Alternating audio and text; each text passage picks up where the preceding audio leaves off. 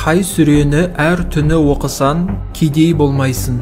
Имран, Уақиға, Рахман.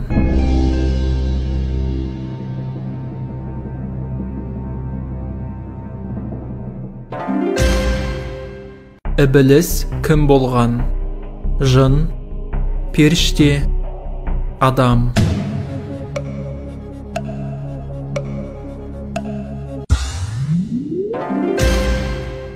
Қағбаны салған кімдер? Мұса мен Харун, Яқуб пен Юсуф, Ибрахим мен Исмаил.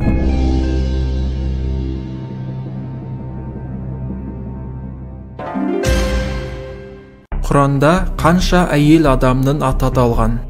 0, 1, 7.